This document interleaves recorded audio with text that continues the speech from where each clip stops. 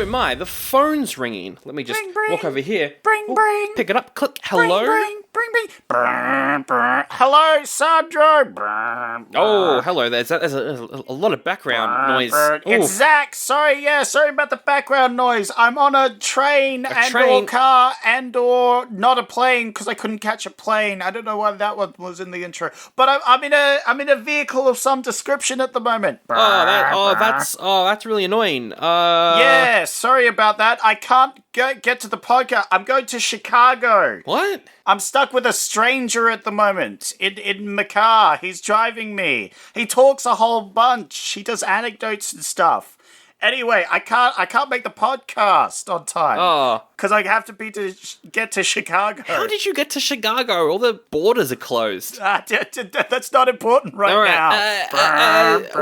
That's fine. I wasn't going to be able to make it anyway because my very attractive bachelor roommate had a baby and I got to take care of it. Oh, wait, your bachelor friend? Yeah. When did you get a bachelor the roommate? I've been living here in New York for the last, 3 weeks. Yeah. Wait, when did you get to New York? Man, I was just in New York the other day. If you can't do the show, I can't do it either. I got a baby crying in the background. I guess we got to bring in our replacements. Our replacements? Who are our replacements? Well, because you're Zach and I'm Sandro, right? Well, I'm Canadian Zach. Oh, that's right, you're Canadian Zach. I wonder if a regular Australian Zach will be able to do the show, and then I can ask Canadian Sandro to come in and fill in for me. Do a little bamboozle. Yeah. A classic swapperino. Yeah, that might work.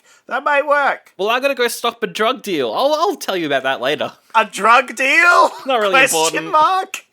Oi, how's it going, loves? It's Aussie Zach. Wow, it's original Aussie Zach. You sound a lot more Australian than you did at the start. After I got kicked out of the podcast, I hit the booze. Hey, Heidi ho. Heidi ho. Been just drinking VBs and now I'm fully Australian. Hello! Welcome to Oldie but a Goodie. That was one of our best intros yet, I'd say. I think that intro was completely inaccessible if you have no idea about the weird storyline we have. What do you mean? Every episode we've ever, every intro we've ever done just immediately alienates everyone up to the point where we say hello. That one was the most alienating, I think, out of all of them. But that's fine, because this is probably going to be an alienating episode, because we're doing 2 movies that no one's ever heard of. Whoa! I've watched Trains, Planes, and Automobiles before, so there. Boom. Well, same. So there. Boom.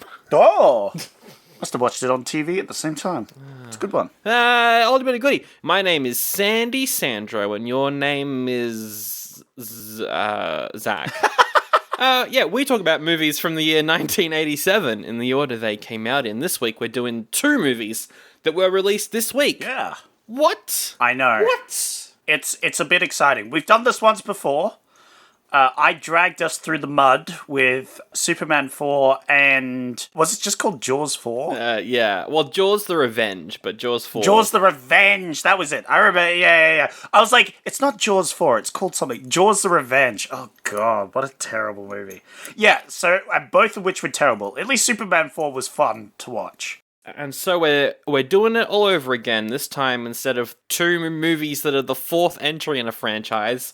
The weird link that we made this week was the 2 comedies that people like. Yeah. They look pretty good. Yeah. And we watched them and I was like, hey, these movies are pretty good. There was one that was really good, and then one that I thought would have been better, but it was also okay. Okay. I'm interested to find out which one's which. But before we do that, next week on the show, I know, we haven't even started this episode probably yet, but next week on the show, if you want to find out what we're doing next year on the podcast, make sure you tune in. Yes, we're going to be announcing that. An exciting announcement. Anyway, we should get into these 2 movies. Zach, were there any other options this week? No. No, there wasn't. Oh. All right, moving on. How about that? I picked them both. All right, so... Yeah, you were just like, Oh, both of these options are pretty good comedy films. Let's just do them both. Yeah, they both came out November 25th, which probably means one of them didn't do very well. Uh-oh. Oh no. Now I have to figure out which one that is. What do you want to start with? Also, we're doing a bonus battle later. I would like to guess planes, trains, and automobiles. I would like to guess that one, how much that one made. Okay, do you want to know the budget first? I would absolutely prefer to know that information, yes. It cost $30 million. Jeez Louise, that's an expensive movie. It's directed by John Hughes, who, I mean, he did 16 Candles, which I absolutely hate, but he also did Breakfast Club and Ferris Bueller before this. So, big time comedy dude. I'll give it 80. I'll say that made 80 for that one. I think that one made its money. Alright, before I reveal anything, Three Men and a Baby. Oh, I have to guess that one as well? I don't even get to... Oh, Not yet. That one cost $11 million, and it's directed by Leonard Nimoy. Spocky Boy. Which is interesting, because we got a director known for comedy, really successful comedies, and then we got Spock. Yeah, well, now I have to guess this one's low, because you said one did well and one didn't. Unless that was to just throw me off, which would be awful, but it's not like I'm going to guess correctly with either of these anyway. I mean, the chances are quite low. I am going to guess that this one got 15. Ooh, off 11 million, you reckon Three Men and a Baby made 15. Yes. Alright. Let's go with Planes, Trains. So 30 million, you guessed 80. Yep. It made $49.5 million. Okay, alright. Nice. Profit. And has since become more of a classic on TV, on home release, considered one of the greatest comedies of all time. Especially once John Candy passed away, everyone was like, this is the best thing he's ever done. Nice. Well, that's good that it got appreciated. Three Men and a Baby made $240 million. Oh, it was the other way around. I was close on the first one, but for the opposite reasons. The most successful film of 1987. Ah. Was Three Men and a Little Goddamn Baby. Yeah, I should have known that the Baby and Mahoney would have pumped those numbers up. Oh no, it's just not the most successful. It's one of the most successful. The erotic psychological thriller film Fatal Attraction made $320 million. But yeah, clearly Three Men and a Baby ran away with it. And more people probably saw that at the time, so do you think we should start off with reviewing that film? Sure, I don't mind which one we start off with. I've got barely anything to say about it, so let's talk about Three Men and a Baby. Whoa!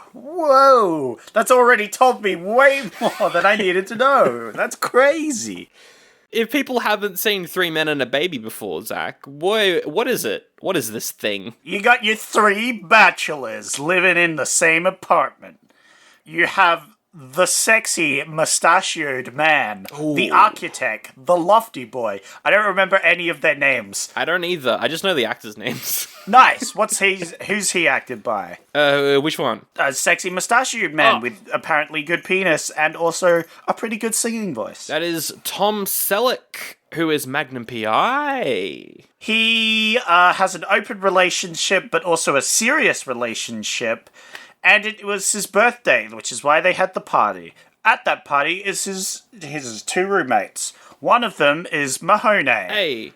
From Police Academy. Steve Guttenberg. He left the Police Academy series to go and do this. Honestly, seems like that was a good choice. Yeah. Good on him. He is a very sensitive individual. I don't think he does anything else in the film apart from be sensitive at one point. Yeah. He's just there. He's just there.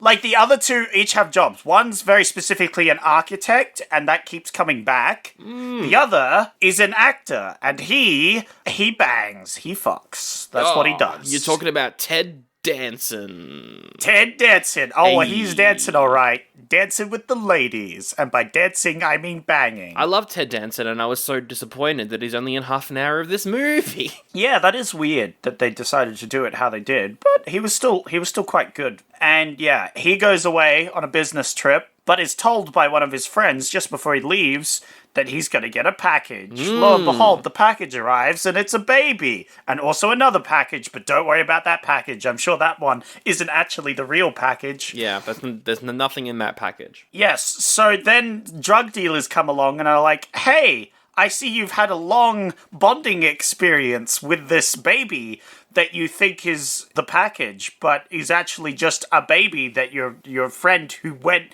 to Turkey is taking care of. I've lost my train of thought. Anyway, give us the drugs. And they're like, here's your baby. And they're like, wait, no, you wanted the other package. So they try and give him the other package, but get interrupted by the police. Then the other guy comes back. They're like, hey, we have a baby for you. He's like, what? And then they have this whole bonding experience where they learn to be dads. Aww. And also put on nappies. Aww. And then they catch the drug dealers, and that's the end of the movie. Except it isn't, because then the mother comes in. And she's like, I'm going to take the baby. And they're like, no, don't take the baby. We're going to run to the airport. And then we come back, and you're back there, and we all live happily ever after. The end. Wow. That certainly was the whole movie. Yep. I wanted to get it out straight away. Yeah, that's the whole thing. Look, it's fine. The policeman's horse did a shit on the front desk. Horse did a massive caca all over the front of the hotel. There's a lot of toilet humor in this film because the baby pees on itself and all over people. The poster is the baby peeing all over Tom Selleck. That's the poster of the film. Oh no, I didn't know that. That is kind of funny. It's fine. I thought it was better than you're giving it credit for. It was alright. There's some pretty funny moments. There's some stuff in there, like the whole drug thing. I think it's just because we have been doing a lot of 80s comedies, and whenever we do an 80s comedy, it involves drugs and the police. Oh yeah, it was super cliche. I'm sick of it. I just wanted to watch a wholesome movie about three bachelors and a baby, but instead we get brought into a drug conspiracy, and I'm like, oh great, here we go again. I liked the end of it, like the second half of the drug story. The start was really like, why don't they just give the cartel the drugs? Yeah. And then all their problems are solved. Yeah. But no, they have to have this whole thing where they give them the baby and then they take it back. That was fine. But then it's like, oh, we're not going to tell the cops that we have the drugs. No, because we could get in trouble. It's like, why not just tell the cops you have the drugs they were after? And I'm not against comedies when like regular people get kind of brought into criminal activity and they got to take down the criminals themselves. Because there was a comedy, we didn't cover it, but Adventures in Babysitting. Really, really solid movie that starts off like a regular kind of family comedy, and then they slowly get like more and more into like the dark underworld of the city. That was really fun, and I think that did what this film was trying to do a little bit better. But all of the stuff in this movie involving the baby is pretty funny. Yeah! It was alright. I thought it was a cute baby, and then when it did a poopy, that was hilarious. That was pretty funny. I like when he goes to the store and this lady is the worst. She's just telling him to buy all these different baby products. She's just so unhelpful. Like, clearly this is a new father and you're trying to help with all this information. He clearly just wants some baby food. Just point out the baby food he needs. Yeah. Come on, lady. Yeah, like when I say I don't have much to say about the movie, I really don't. I think the three guys work well together, but they don't work well on their own. I like the architect. I think the scenes with the other two by themselves. No. Mahoney's the cartoonist. Mahoney's not very funny in this movie at all. Honestly, he just doesn't do anything this whole film. I mean, what did he do the whole film? Pretty much all he did was hold a crying baby. That was his whole role in this film. Like, more than half his film time, I think, is just him holding the baby while it's crying. He's definitely the third wheel, I think, of the whole movie. Which is weird because he's also he's got the second most amount of screen time because he's in the whole film. Unlike Ted Danson, who's only in the very start and then the final half hour, which is a big shame because he's good in this movie. I like that he's playing this quite stuck-up actor. Not necessarily stuck up, but he's popular and he loves that he's popular. Narcissistic. Yeah. I would say. Yeah, he's really good. He's really fun. I love it when he comes home and then the two guys are like, yep, here's the baby. Have fun. We're not helping you. Fuck you. Yeah. That was fantastic. That was all quite good. He's very funny. Tom Selleck's also pretty fun. He's not a comedic actor. So, whenever he successfully delivered a joke, I was like, good on you, Mr. Mustache. You did it. Because, he was in, a long-running crime TV show for, 10 years. And so that's where I know him from. He does have that cop look about him, you know? Which, to be honest, is probably why they brought in the whole drug thing, because he's better known as a cop guy. We'll get more into some more details when we get into the bonus battle, but would you give it an oldie or a goodie? I'd give it a goodie. It's a very fine movie. It's not crazy good. It's not anything crazy, but it was better than, Baby's Day Out. It's better than every other... I think it's safe to say better than every other baby movie we've watched ever. There's no way this beats Raising Arizona. You take that back, sir. Yeah, that's true. Raising Arizona was way better than this film. That was incredible. I forgot Rising Arizona is a movie we watched this year. That movie was great. I also forgot about it for a second, and then I looked over to my notes and saw, wait, is this just Raising Arizona again? And then I was reminded that we watched that this year. Yeah. Okay, yeah. So if you want to see a better baby comedy about a misplaced baby, then go watch that one. However, that one is not for kids. This one, yes, I think it's wholesome fun for the whole family. Yeah. Oh, unless you're fine with a lot of baby nudity. And also talking about banging a lot. They do that as well. Literally one of the jokes is they're in an open relationship, but also a serious relationship. And one of the guys is like, hey, I don't recognize you. And she's like, oh, that's probably because I have all my clothes on. And he's like, oh, yeah, that's it. That was a quote. I wrote that quote down. There was one other quote that I wrote down while we're talking about quotes. Oh, I've never put a phone in a shower before. Do you get many calls in here, Mahoney from Police Academy? And Mahoney from Police Academy says, I get a steady stream. Peak of comedy. Well, that's all I've got to say about Three Men and a Baby. We didn't talk about the Rotten Tomatoes score. Yeah. Oh, wait, I didn't rate it either. Yeah. What do you rate it? What do you think? If you're going to give it a goodie, I'll go oldie, but it was fine. Yeah. I don't think I'll ever watch this again. I feel like you're starting to become the villain of this podcast. I'm like, it wasn't that bad. I'll give it a goodie. And you're like, this piece of shit. No. Oldie fucking garbage. It's not bad. It's just, it's kind of old. It's kind of old. It's the thing with the binary system we have. You either love it because it's the best movie of all time, or you hate its guts and it's the worst piece of trash. And this one, I hate it. I hate this movie. I don't hate this movie. It was fine. It's an oldie. It's an oldie and a goodie. Yeah. We didn't even mention the Rotten Tomatoes score, which is 76% for the critics, 47% for the audience. Whoa! That's way down for the audience. The audience didn't like it at all. And what's even lower is the 35% the sequel has. Oh no. I don't see how the sequel goes well. It's like the mum takes the daughter to England? What?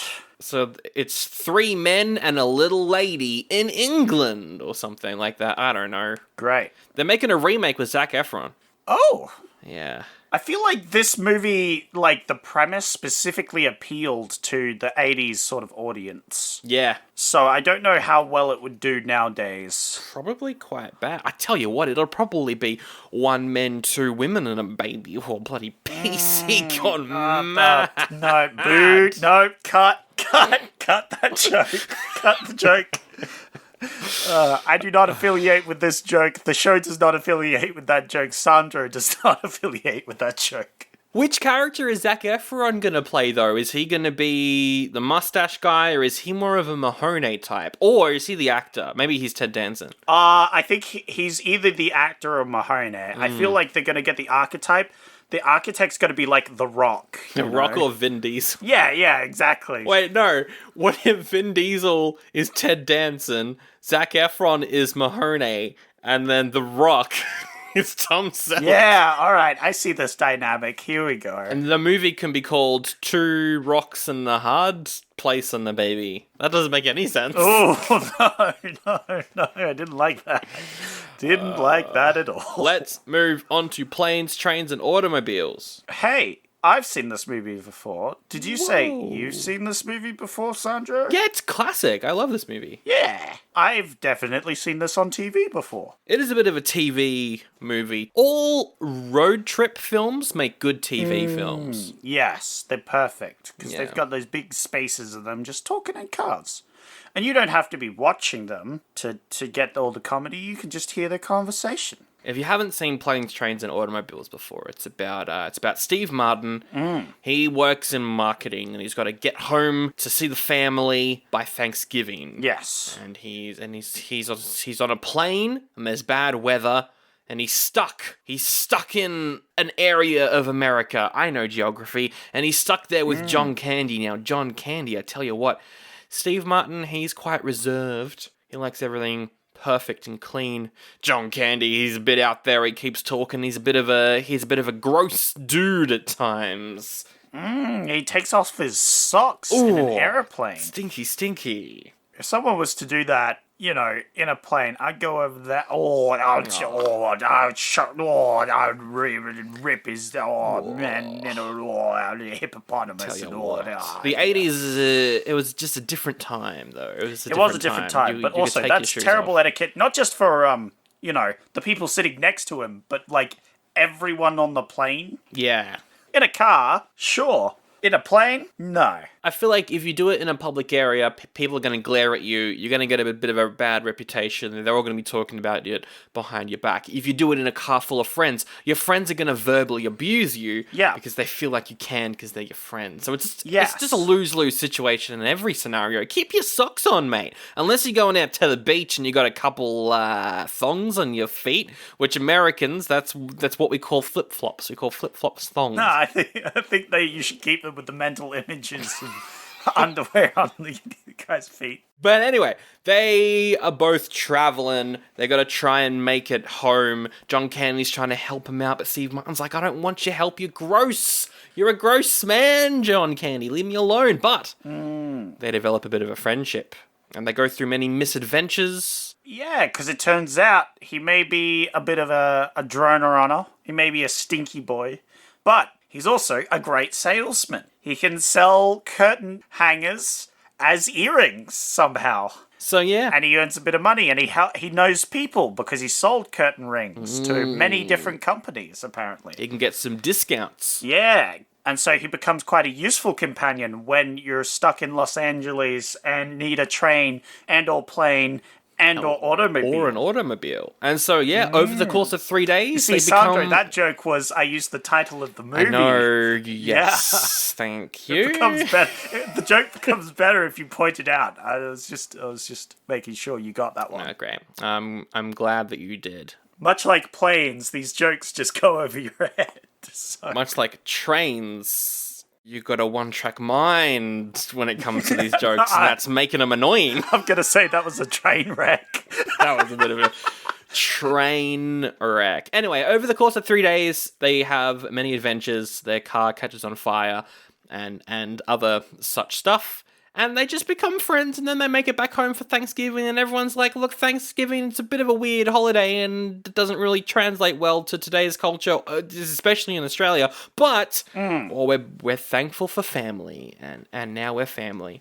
And then Steve Martin and John Candy, the characters, start a podcast. And here we are today. Whoa, it is a really good movie. It's great. What a twist. It's really good. Who do you think you are of the two travelers? Are you the grumpy, cynical, totally screwed over businessman, or are you the annoying, anecdotal, depressed because his wife died salesman? Well, that's the great thing about the movie is I think everyone's a bit of both. Everyone's a bit of both. So we're both We're both the of salesman.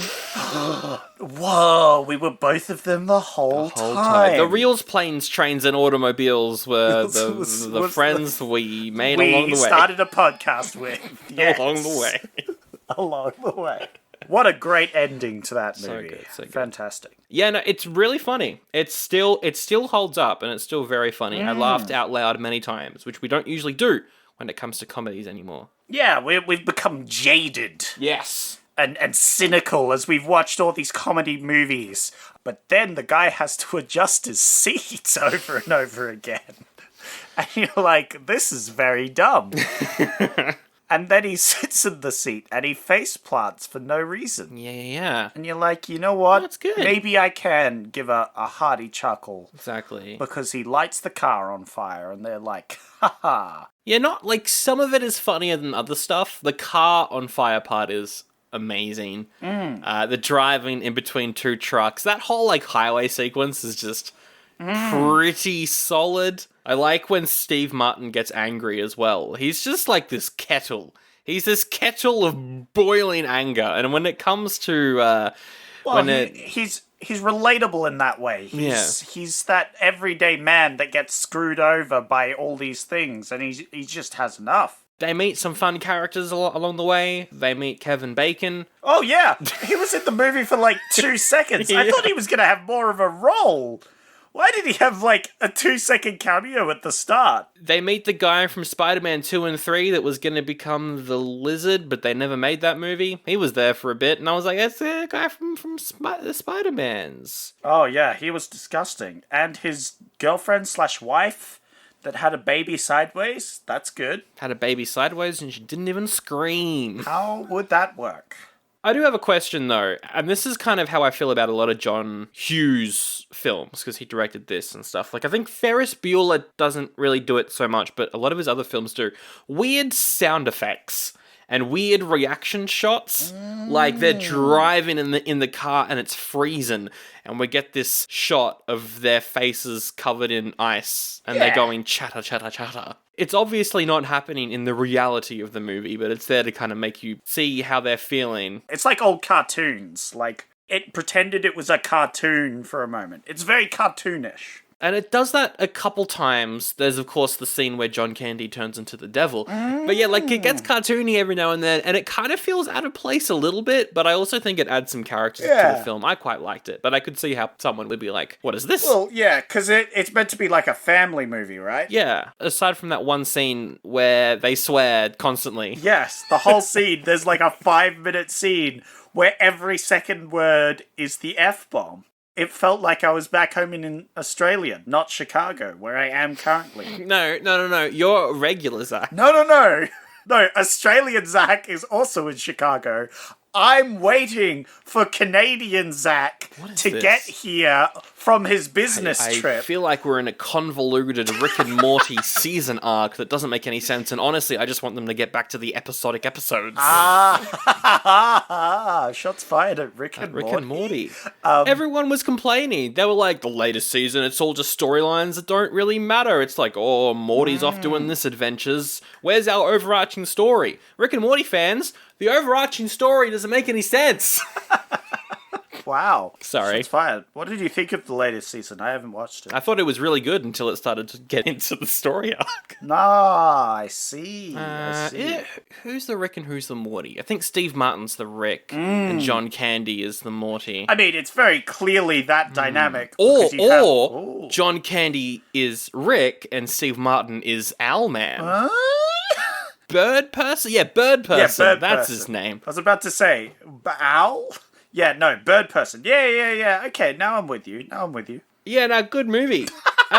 What's it got on Rotten Tomatoes? I don't know. 79% critic score, 87 audience score. People love this movie. Yeah, much better audience score than the last movie. Clearly the audience enjoys this. And I think it's a more appealing movie in general. It's weird that Three Men and a Baby has a lower audience score, but it made like $240 million. Well, again, I think that one hasn't aged as well as this one has. Yeah. This one, you still feel the frustration that he has of being stuck with this random stranger who annoys him, you know? And it has that wholesome, like, they become friends at the end sort of thing. Yeah. I feel like that's still relatable, whereas the other one is like, oh no, men have to deal with raising a baby, but men can't raise a baby. Oh no! What is this? We need a woman in this situation because they understand how babies work. It did get a bit like that movie at times. Yeah. Yeah. So it's a bit dated in that aspect, whereas the other one's still like Still nowadays, public transport's a failure, and that's just a fact. There was a whole scene where the train broke down and they had to get bus replacements, and I was like, I was doing this at the start of the year. Yeah, I've been in a train that's broken down before. Yeah. It was not fun. I'll have more to say about trains, planes, I think, when we get into the bonus battle, but I'm going to give it it's definitely a goodie. Is it better than a goodie? I'd like to give it a wholesome porridge award. Wholesome porridge award. You know what? Sometimes I'm like, no, it's got to be the good porridge award, but who cares about the rating system? Wholesome porridge award it is. Who cares? Yeah. Who cares anymore? Nothing matters. We're near the end of the year. We're throwing porridge all around. We're serving up a big old porridgey meal. Nothing matters. We've had like the inconceivably good porridge award. We've had the boiling hatred award, the dead goat award. Who cares anymore? It doesn't matter. I like that we sometimes just come up with random awards, and I feel like that's good. All right, now it's time to get right into the bonus battle. Bonus battle. Bonus battle. Bonus battle. It's the bonus battle. Zach, how does the bonus battle work? What the heck is a bonus battle? I've never heard about a bonus battle before in my whole entire life because I'm Canadian Sandro. Oh, I was about to question. I'd be like, Sandro, you've been on this podcast a long time. I don't know why you keep saying Sandro. That's Australian Sandro is what he like. Oh, I'm Canadian. You could call me Sandro in a really annoying Canadian accent. Sandro. Now it's a bad time for me to take a sip of water. Sandro. This is a completely inaccessible episode to anyone who hasn't heard this podcast before. Okay. So because you're Canadian, Sandro, you've actually never done an episode, whereas Australian Zach, did the first season, right? You did I've done the first 60 or something because it was was the Tom Hanks episode when you left. I've definitely canonically done a bonus battle where you have not. Yep. So I'll explain it to you. I don't know why you said canonically because it's not like we're characters in a long running. No. The lore of the show needs to be intact, and I am keeping it that way. I take back everything I said about the Rick and Morty lore. This lore is worse. That's exactly it. Just like the Rick and Morty show. All that matters is the lore of the podcast, all right? So, how the bonus battle works is we get 2 movies, and we're going to go through a whole bunch of categories. Yes. We're going to rate each movie some points for each of the categories. For example, like acting or something, something like that. And we'll each give it points for acting.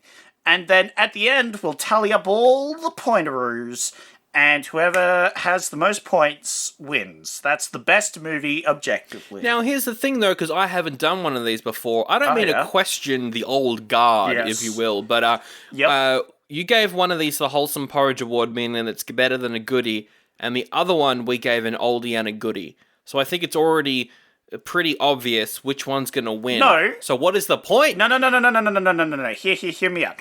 Those awards are our opinions, whereas the bonus battle is an objective fact. Oh. We're using science here to discover which is the correct movie, which is not, all right? Well, if we're using science... It doesn't matter what our opinion is, even though the scores that we will rate these movies are opinion-based. Excellent. Yeah. I'm glad we could clarify that up with you, Canadian side. Right. Sandro. Thank you for saying my name correctly. correctly. I nearly mispronounced your name there. So sorry. All right. Well, the first category is jokes. Jokes. Ooh, jokey boys. Jokes. Let's start with 3 babies, then. 3 babies. 3 babies and a man. Well... Okay, all right. Well, it was weird watching 3 babies try and raise a man. That was certainly a weird mechanic. Very awkward, particularly when they tried to feed him. I was like, this is very odd. Well, I hated when they tried to change its nappy. Anyway, in that one, the jokes...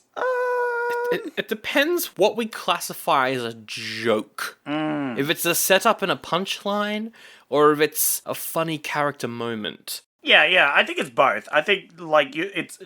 different type of comedy, but it's still joke. The joke is that he's reading from a sports magazine to the baby. That was a great joke. That was very funny. That is a joke, because he sets that one up earlier. So that is a joke. It does have jokes.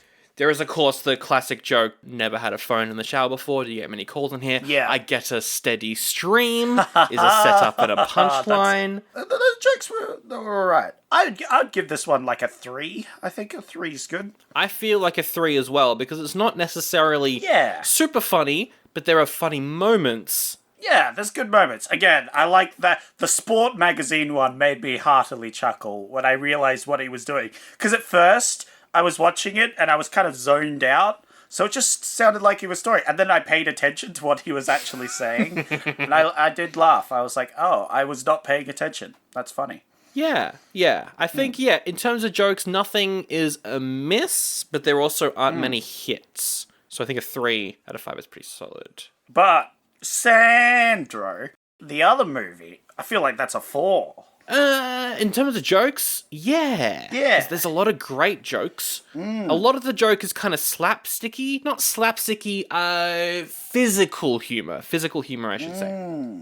Then again, one of the jokes is that he likes to take his socks off. And honestly, I really hated that. There's some good jokes. I liked at the very start, Steve Martin is going to get a taxi, and there's this guy who is flagged down a taxi, and he goes up to him and is like, I will pay you $50 for this taxi. I like the escalation. He starts with 10, and then it's like, no, 20, 50. And he's like, all right, I'll pay you $50. And he's like, wow, someone so desperate to pay $50 would surely pay 75. Surely pay 75. And then the big punchline is Steve Martin's like, you really are a thief. And the man's like, close. I'm an attorney. Hey! Very good. Just like 3 Men and a Baby, none of the jokes weren't funny. Maybe him trying to adjust the seat on his car went on for a bit too long, but it was still entertaining to watch. I was like, why is this a joke? I liked when they nearly spun out and died because he was adjusting his jacket. That was funny. Some like Mr. Bean style physical comedy there, which it's hard to get right, and they got it right in this one. I think that's just John Candy being quite good at his job. I liked when they spent a whole 5 minutes swearing. That was funny. Maybe a 3.5. Don't take your socks off, you asshole. Fair enough. Well, I'm thinking 4.5, which gives it a total 8 in the category. That would even it up as well, which is nice. And I hate 0.5s. I'm Canadian Sandro, and if you can say anything about me, it's that I hate 4.5s. I mean 0.5s. I also hate 4.5s. Then why did you rate it at 4.5? I'm also a hypocrite. We know this. I'm glad you clarified the lore about your character. Next category, wholesomeness.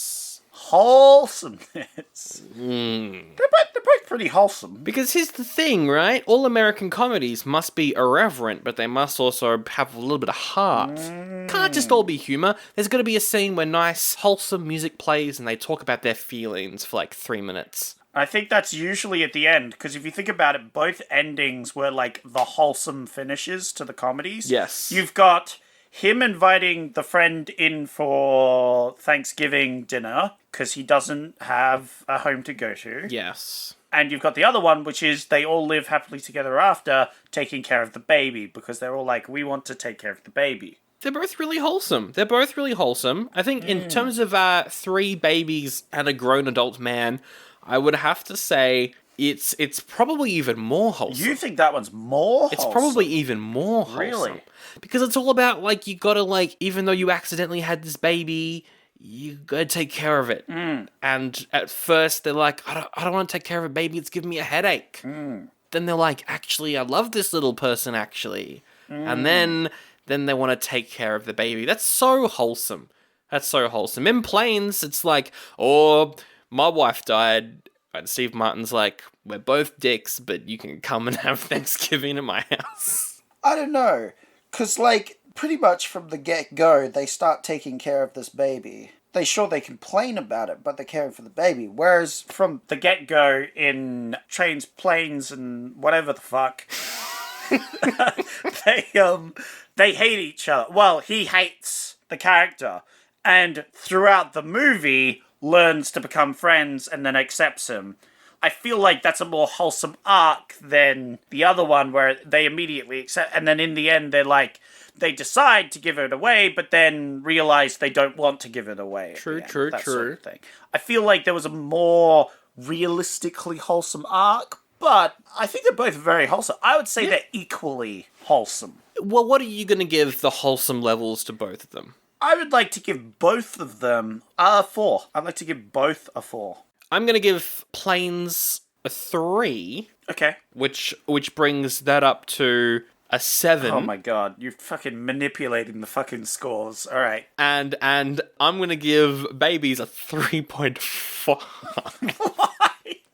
Now, I hate 0.5s, but I gotta say, that was a wholesome move. Yeah, and you are a hypocrite. That is canon. I am a hypocrite. Alright. We know this, so that brings that up to a 7.5. Oh my god, alright. I'm gonna stop gaming the system on this next category. No. What you're gonna do is you're gonna give your scores first on this one, and then I'm gonna give the scores. No. Now you're gaming the system. We'll see how it goes. The next category is family friendliness. Okay, so this is not great for either. Okay, so on one hand, you have Planes, Trains, and Automobiles, where you have a scene that for like 5-6 minutes he says the word fuck over and over again. Yes. That's definitely one of those moments where your toddler learns the word and will not stop saying it for the next month and a half. This is true. But on the other hand, you've got 3 men and a baby, in which all 3 men, they're a little bit, they're all sleeping with people. Yep. And they're dealing with cocaine or heroin. There is the drug. Oh, but like, it's the 80s. Yeah, that's it was a very family-friendly way of dealing with the drugs, to be fair. They never said that they did drugs. It was more the talking about banging was pretty bad. But I think they're both reasonably family-friendly. Yeah. They both try and be family-friendly. It's just like, in different ways, they break the family-friendliness. I've got a something that might throw your thoughts through a loop. Ooh. Right here. All right. Because these are both kind of TV movies. Yeah. We talk about that a lot. Good movies that, like, if you saw it on Channel 7, you wouldn't flip past. Yeah. Have they been edited? That's the thing. If you edit Planes, Trains, and Automobiles, you just take the swearing scene out. Yeah. Easy. And then it's a wholesome movie. It's perfect. It's like a PG perfect thing. Everyone can watch it. You edit 3 Babies, a little bit more editing has to go on there. It might be shown at a slightly later time slot than Planes, Trains, the edited version would be. That one's definitely a PG-13 plus. And you can't really edit out anything because there's no specific scene. Whereas in that one, you could easily just edit out that scene and bam, it's PG. Mm-hmm. So I feel like it definitely wins out if you've edited it. So yeah, I think Planes might be the higher contender in this category. It's definitely like you grab the movie and you could show your child, you're just gonna skip that one scene. Press the skip button a few times when that scene comes up, But with 3 Babies, you're gonna have a conversation with your kids. You're gonna have to have a little talk. Yeah, you're gonna have to wait till they're 13 to legally watch the film. To legally watch this movie. Yeah. Yes, correct. Of course. So I'm gonna give 3 Babies in terms of family friendliness. I'm just calling it 3 Babies now. Yep, I know. I noticed. It's highly concerning. You know what? It's 3 men and a baby. It gets 3 stars out of 5 from me, and Planes gets a 4. I, of course, looking at this objectively and not manipulating any scores, I agree. I think I liked the wholesomeness and family friendliness. And I think, apart from that one scene where he swears a lot, but honestly, that was just the joke of that scene. I'm going to give Planes, Trains, and whatever the fuck. I'll give it a 4, and I'll give 3 men, children, and a slightly younger child a 2.5. Oh, I hate 0.5s. Oh, that hurts. It makes it really annoying to add up, I bet. No, I've got a calculator right here. It's actually really easy. Ah, you're using a calculator. That's cheating. I know. But I am a hypocrite. All right, you can't use that excuse for everything. Wait a minute. Right, so we're speaking about family friendliness. Now it's time for a category that most comedies from the 80s would fail and that is a lack of offensive material. Wait, I give it a 2.5. I meant 3.5. Oh, I just 3.5. realized. I'm dumb. 3.5. That does change things. Sorry, my bad. All right. Lack of offensive material is the next Ooh. category. Oh, no. More is better. So a 5 means no offensive material whatsoever. A 1 means, oh my goodness, this movie is a Revenge of the Nerds. Oh, yeah. Oh, God. So it's on a scale of Revenge of the Nerds to Toy Story, the most inoffensive movie of all time. I don't know if that's actually true. I mean, Toy Story's a good bet. I'm going to say Shrek. That's definitely not the case. A character is called Lord Farquaad. It's so offensive. 3 Men and a Baby has Mahoney doing a black accent, which isn't great. When does he do that? I missed that It's part. when he's got like the puppet on his hand. Oh, right. I'd like to point out that they get a baby and it's like, oh, we're men. We can't deal with a baby. We have to get a woman. That is a...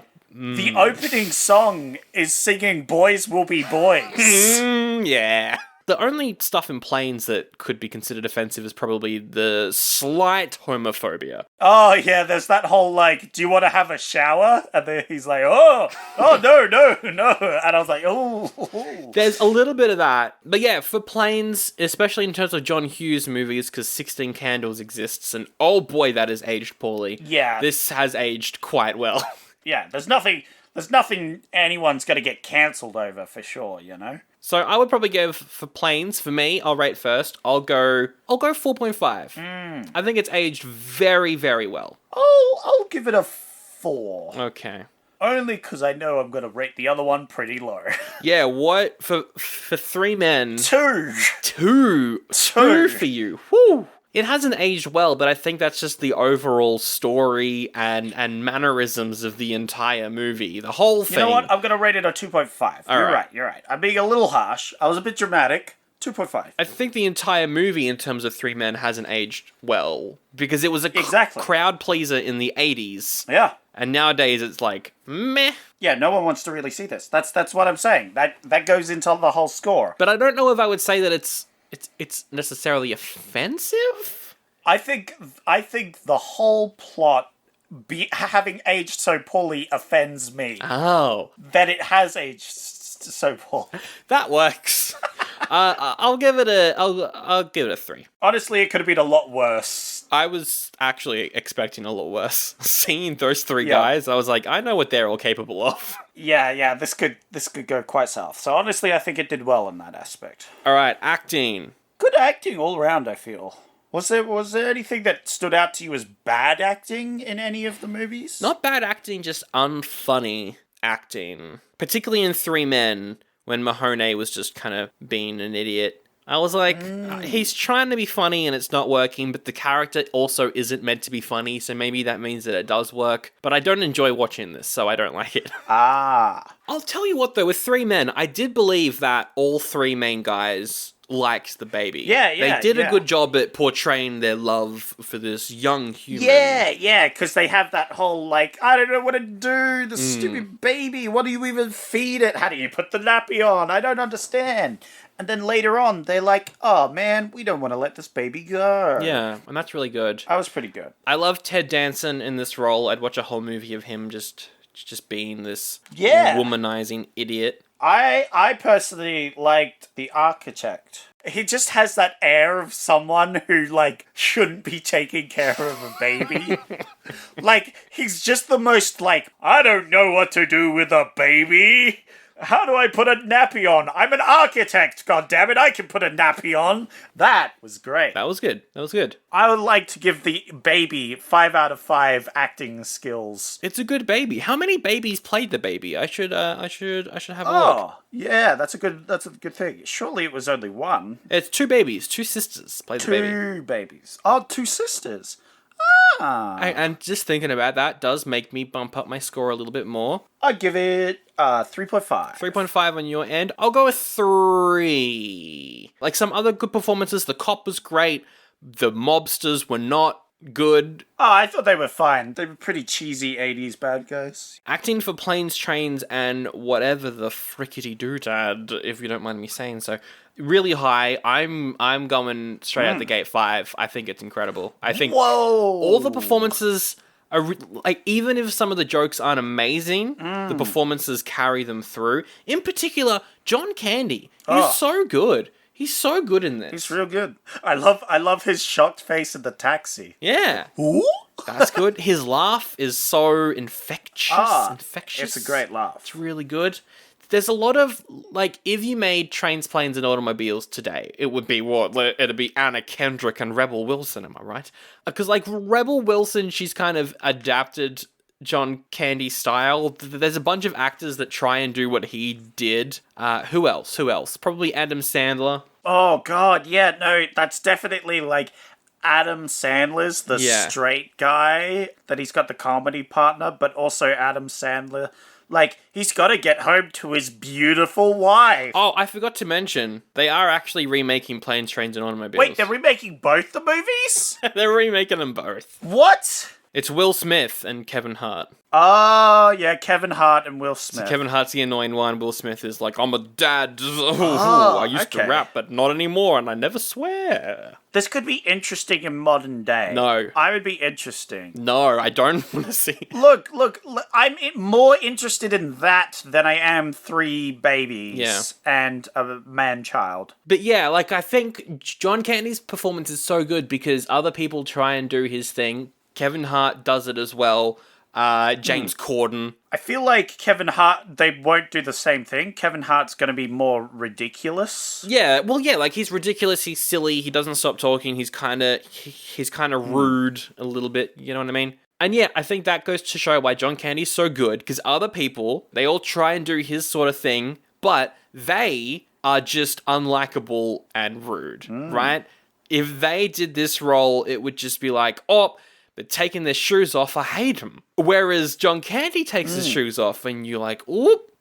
If you did that in my presence, I would be annoyed." But also, you've got a heart, sir. A Kevin Hart. You're a Kevin Hart. My point really got muddled, but anyway, I think it's great. 5 out of 5. Yeah, I really derailed your point, but I get what you're saying. He is a fantastic actor. Yeah. And he really carries the movie. Oh, and Steve Martin as well is great in this role. Steve Martin, as we mentioned before, he plays this, like, straight man who just wants to get home. He's a businessman. He's no funny business, but then he snaps. And just for, like, 2 minutes, you see him go off. Yeah. And just the reaction from that going off, Candy just standing there, just sort of staring at him, about to say something, but then he closes his mouth and he just sort of takes it. I was like, oh no. Oh no, you poor man. Yeah. Oh, I just want to give you a big old hug. It's not that bad. He's just grumpy because he didn't get his first class ticket. But also, I was grumpy. Man, all this public transport failures pissed me off. I don't know about you, Sandra. Oh, it was way too relatable. Yeah, it was so relatable, and it genuinely made me angry when everything went wrong with the public transport. And I was like, I need to watch something else. This is making me infuriated. But yeah, I would say 5 out of 5 acting. How about you? 4.5. 4.5. Don't take your socks off in any environment. Don't do that. Sound effects? Sound effects. Now, Sandro, the title screen of Trains, Planes, Automobiles, as the planes, the trains, and the automobiles fly past, they all make the sound. They do. That is their vehicle. The word planes goes by, and you hear, you hear the train go by, and go, choo, choo. Yep. And then you hear the automobiles, and brrr. Yep. 5 out of 5. 4 out of 5. 4 out of 5. Oh, you're changing it? I'll go 4.5 again. 4.5. There's barely any sound effects. Why is this a thing? I'm going to include music, and I'm going to say the music of Planes, Trains is very 80s and probably hasn't aged super well, so I'll go 3.5. What was the soundtrack in Three Men? There's a lot of, like, wholesome songs. Yeah, it was very generic. Gotta have a family. Yeah. Boys will be boys. Oh, the boys will be boys. Oh no. Oh no. There was the song with the montage when they were all in the park in the swimming pool and stuff, and it was the song about bad boys. Oh yeah, and then they just like playing frisbee with a kid. Yeah, that was very silly. That was fun. What was the one at the party? That made me dance. Everybody, Oh, that move your song. thing now. Yeah. Funky beat. I love that song. I'm gonna give it 4. All right, I'll give it a 3, I guess. Yeah, it is a 3, but I give it 4 because I really like that song. Wow, this next category is a bit biased. Is directed by Spock. What? Wait, what? Who wrote this? Who wrote that? I've got a feeling the regular hosts of the show are pulling a bit of a prank on us. Oh, right, yeah, because it was the regular hosts that made this, not you. Yeah, because it was Canadian Zach and Aussie Sandro. Yeah, that's super. Well, clearly one gets 5 and one gets 0, right? Yeah, I mean, 3 Planes is directed by Spock, so that gets all the points, and then Planes doesn't get any points. Wow. Oof. The next category is stars that guy who's Chewbacca from Spaceballs. Well, that's clearly Planes, Trains, and all. Like, right. 3 Men doesn't get any points because it doesn't have John Candy. So both these categories just cancel each other out and pretty much shouldn't exist. Great. The 9th and final category is plot. Oh, plot.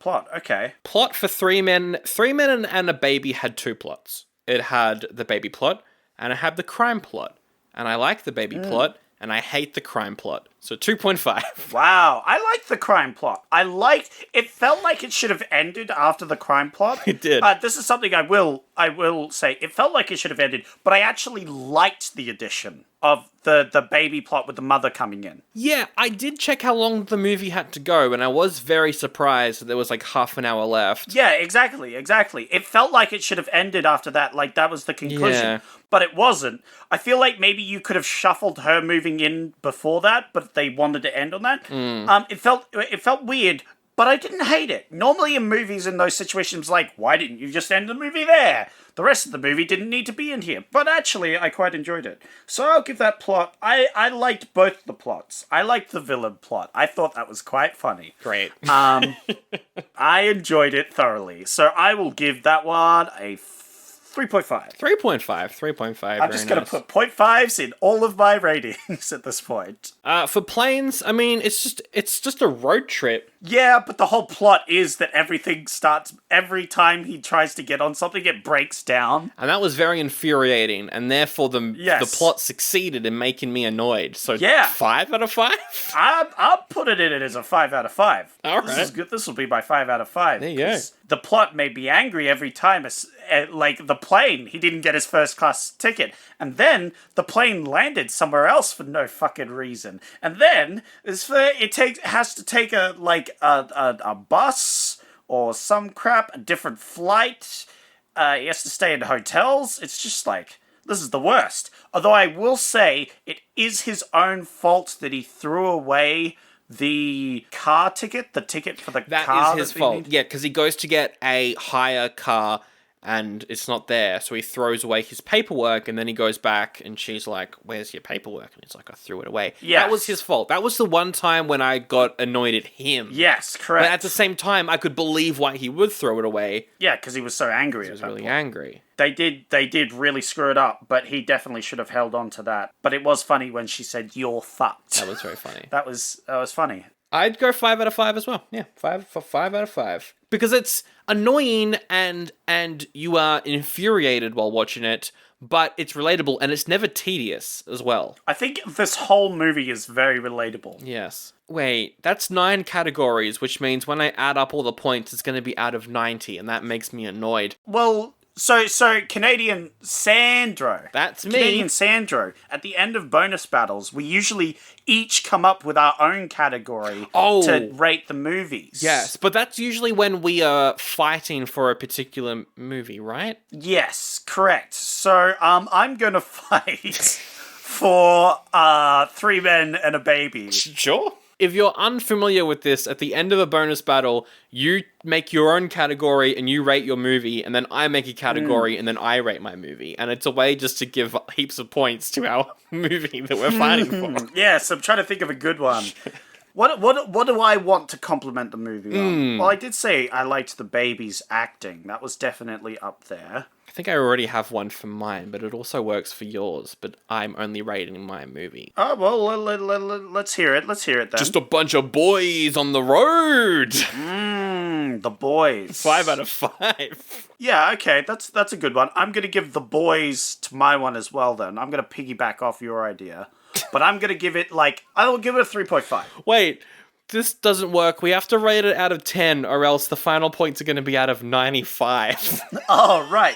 So we rate this category out of 10? It's out of 10 now. Sure. So Wait, how did this end up as 95? Because we both rate each movie for each category, whereas with this final category, you're rating yours and I'm rating mine. Oh, I see. Now I get Yeah. it. Okay, well, why don't we rate just both the movies? Okay. And then it's... No. Because in your situation, if we both rated both movies, it would be 11, right? It would be 110. No, it would be a solid 100 because it's 10 times 10. Oh, yeah. Okay, so the way it's going to work, because it's 95, you rate my movie as well in terms of the boys. And I'm going to have to come up with another category? No, I'll just rate your movie for the boys, and the final category can be the boys. Okay, we're both rating it for the boys. I see.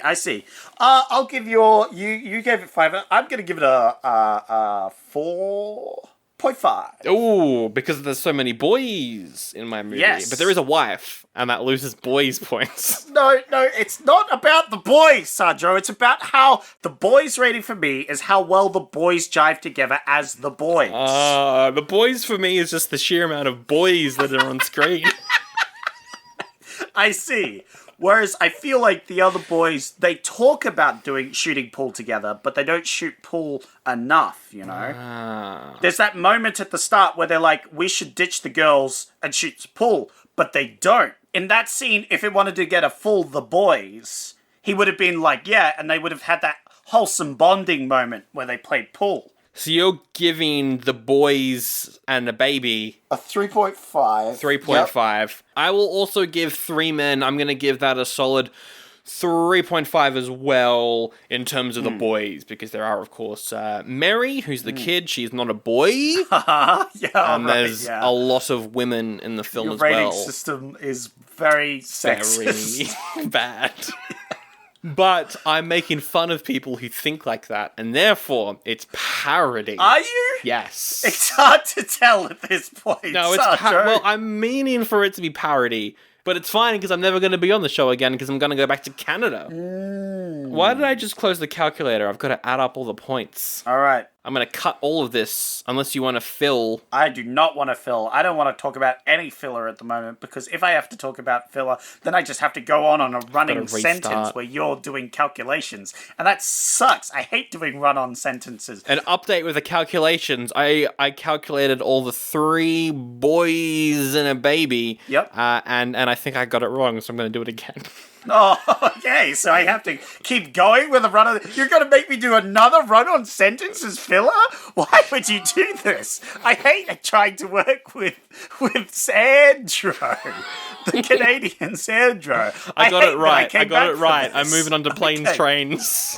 Oh, no. I hate that I came back for this episode. I was much happier being Australian Zach and just not doing this. Living my life secretly in Chicago. I finished. All right, what have we got? On 62 out of 100, coming in at second place, it's Three Men and a Baby. 62, yeah, that's what I'd rate this film. A 62 out of 100. Fair enough. I think I go more for a 52, personally. See, that's what I'm saying, Sandra. I'm saying this is scientific. We come to the exact score out of 100. It's not opinion-based, but 2 of the categories is directed by Spock and stars that guy from Spaceballs and the boys! Yeah. But, Sandro, this is crowd intelligence here. By going off each other, we come to the exact score. A crowd is more intelligent than the average, you know? I guess. So, 3 men, 62 out of 100. Planes, Trains, and Automobiles. Drumroll, please. 78.5 out of 100. 78.5. Wow. Yeah. A little lower than I expected, but still very good. Wow. How about that? And that is the episode, the bonus battle, our most inaccessible and dumbest episode that we've ever done. I think it went perfectly well. A good one to be finishing off this year with. We've only got December. And then we're it. That's it. That's it. We're nearing the end of the year, and we don't have to worry about all these in-jokes and references. No. We'll start a whole new year, and we'll start a whole new lore span. A whole new season. We'll kick out the old characters, and we'll get in some new characters. Characters? What do you mean? We're people with our own identities. Original Zach and Canadian Sandro. Yeah, no, next week, we're announcing what year we're doing for Season 4. Of Oldie But Goodie. Very exciting. There's going to be some new changes next year. Ooh. Maybe new segments, who knows. We might have a theme tune? I don't know. I'm working on it. Ooh, yes. I had some ideas for that. Yes. It'll be fun. Next week, announcing what year we're doing. Thanks for listening, as always. Zach, where can people find us if they want to find us? Well, we've got some podcasting thing. Anything you do with podcasts. You got your iTunes, you got your Google Podcasts. That is a thing. You've got your Spotify's. We're also occasionally on YouTube. We've got our own Facebook page. You could go check us out on www.facebook.com/oldiebutagoodie. Yeah. You can check us out on Instagram. You could check out Sandro on his Instagram. You could not check out me on my Instagram. I never use it. You don't use it. I should use it more, but there's nothing to go out and take pictures of because we're all in lockdown still. Not so much anymore. Maybe I'll be able to go to a movie premiere of certain movie that might be coming out. Next week is December. Next week is December. We can go see Dune. Dune! Oh. Check us out on June. Where is it June? December. That's what it's June. This is the worst outro. So check us out when we finally get to watch June. Of course, as well, you can check us out on all of that, plus give us a 5-star review if you so please. That helps out the show. But also, or a 0-star review. That also technically helps out the show because it's engagement. Yeah. But also, if you've got a spare buckaroony, if you've got some spare dollars in your bank account and you want to help us keep the lights on for the show, Patreon is a thing. We upload upwards of 2 bonus episodes a month, and if we get to go see Dune, we'll probably review it over there. Yeah. Oh, I'd love to review Dune when I get to watch it, but I don't get to watch it because I'm Australian, Zach. And Australian Zach, even though I'm living in Chicago, I only watch things with Australian Netflix. This is just getting even more confusing. I think we should just completely abandon this. No, I'm sticking to it, and I'm just keeping it as confusing as possible. It's fantastic. Dear me. But yes, you can check that out there, plus all the bonus episodes from this month. The Wheel of Time, Star Slammer, Amazon Women on the Moon, they're all up there on Patreon, so go check that out. Upwards of $5 a month if you want those bonus episodes. Very good, very good. It's time, I believe, Sandro, for me to have a look at what our choices are for next week. You're picking. Starting off this beautiful, light-filled, tinsel-themed, present gifting. That took me a while to figure out month of the year. What train of thought you're on. Yeah, lights was probably not the best note to start on. Bauble hanging. Bauble's good. Chocolate receiving. Because it's Chrisember. It doesn't work, right? Yeah. Spooktober is a thing. Thanksvember? That doesn't work. Yeah. Chrisember. That also doesn't work. It sounds like you're just celebrating a guy called Chris. Yeah, it's Chrisember. Congrats, Chris. Yeah, thanks for being here, Chris. Good work, Chris. Anyway, you're picking our first episode for December, so you got heaps of options. Ooh. I mean, it is December. A lot of movies come out around December time. You've got heaps of options. I'm going to go through them. Your first option is called Cobra Verde. It's a Werner Herzog movie. He's a quite popular filmmaker. It's a movie about the life of a fictional slave trader. Oh. You've got Deadly Prey, where a mercenary is forced to be used as target practice for an evil colonel. Wow. That's inhumane. Oh, if you think that's humane, wait until you hear about Death Row Game Show. Ah! Wait, is that Squid Game? Is that the Running Man? It's Squid Game, Running Man, Hunger Games, Battle Royale. Wow! Fortnite? Condemned prisoners are given opportunities to be granted reduced sentences by participating in a television game show. It's just the Running Man. Yeah, wow. It's just the Running Man. You've got Housekeeping. Comedy about two sisters who live with their off-the-wall aunt. Ooh. She's off the wall! That film's directed by the guy that did Comfort and Joy, that movie about ice cream trucks that we really liked from last year. Okay, alright. I did like that one. You've got The Time Guardian. Oh, now we're talking. Australian sci-fi action. Whoa! About some future people who travel back in time to stop a robot uprising. And Carrie Fisher is in it, apparently. Whoa! And it's an Australian movie? Oh, this is very tempting, Sanjay. That's a very tempting pick. But don't jump the gun too yet. You've got two more options. Don't jump the crocodile. Jump the crocodile. You've got The Trouble with Spies. Trouble with Spies. Parody of spy movies. Donald Sutherland is sent to an island, unaware he's there to draw out Soviet spies. Oh, he's unaware. Oh, boy. And then your final option is called Walker. It's a satire about a lawyer who's called William Walker. One day, he goes and invades a country and makes himself president. What? That took a sudden twist. I believe it's based off a real person. Oh, yeah. Yeah, you know what? That's so crazy. It does sound like something someone actually did. It's definitely the last three are my go-to. So you've got Australian sci-fi. Love sci-fi, love Australian movies. And by love, I mean VB, Billabong. I do like to drink a VB and eat a Billabong ice cream.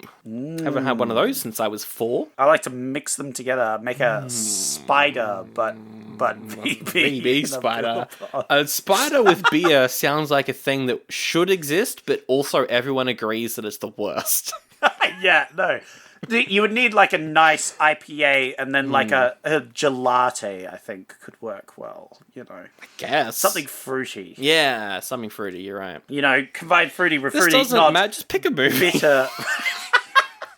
Well, now I kind of want to pick the Australian. I was going to go through them. I was going to be like, and then you have stupid Running Man copy. You have the spy movie. The spy movie actually sounded quite interesting. Yeah, but it's a parody. I don't know. There's so many parodies of spy movies. That is true. That is almost a trope in itself, being a parody of a spy movie. Yeah. There should be parodies of spy movies. That has to be a thing. If not, someone should make that, because I find that very funny. I would watch that, but I don't know. Yeah, I have no idea how you would even approach that. Here's what you do. You have a guy who's an actual, like, spy. Who's a really good spy, but everyone around him is a terrible comedy spy? That's the plot of the original Casino Royale from the 60s. It's this weird comedy James Bond knockoff. Oh! And it's like the serious James Bond, and he goes to a casino, and it's like, hi, I'm Woody Allen, but I'm also James Bond, and I'm a bad spy. I think Peter Sellers is James Bond, the Pink Panther guy. He plays James Bond in that film. Yeah, but clearly he's a bad spy by saying that, right? No, I'm saying I want the main character to be a good spy and everyone around him to be bad. You're spending a lot of time on a movie we're not going to watch. No, because I'm clearly watching the Australian movie. Obviously. The Time Guardian. Why is Carrie Fisher in an Australian song? Why not? I guess they just paid her a lot of money. Yeah, I'm excited to see it. So glad we got rid of that baby. Let me just call up Canadian Zach and have a... Hey, Canadian Zach, you there? Bring. Yeah, what's up? I just got the audio back from Canadian Sandro, and regular Zach, and it's the worst episode these guys have. Like, I almost don't want to put it out, but I guess I have to. Well, we have to put out an episode this week. We can't just not put out an episode. Well, that's what we get for getting back the people getting one of the people back. I guess Canadian Sandro hasn't been on an episode, but getting back one of the people we kicked out for a reason. He'll never be on again. Unless. I'm going to cancel the guy. He spent a whole 5 minutes talking about the boys and how women are bad. I feel like it was satire, but I honestly don't know. Who was that? Was that Australian Zach or Canadian Sandro? I think it was both of them. Oh, no. Anyway, apparently we're watching an Australian sci-fi next week. Oh, that's a good choice. Guess. I'm in a bus now. People are singing bus. and also banging. It's not great. In the bus? Yeah, it's inappropriate. Why don't you take a bloody picture, mate? It'll last longer. Quote from the movie.